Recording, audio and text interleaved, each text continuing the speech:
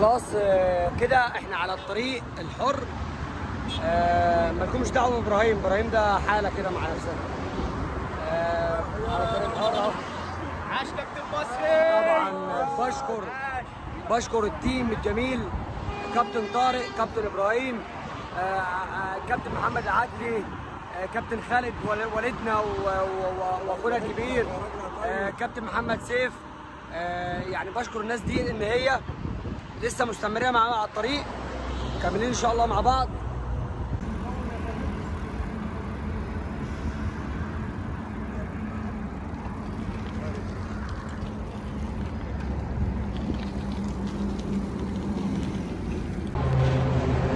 خلاص احنا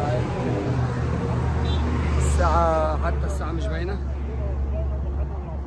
الساعة 10 اهيت، واحنا تحت اليافطة بتاعت بلبيس متجمعين. ممكن ندخل طريق بلبيس او عايزين بس ناكله، وبعد كده هناخد اول الطريق بتاع طريق السويس.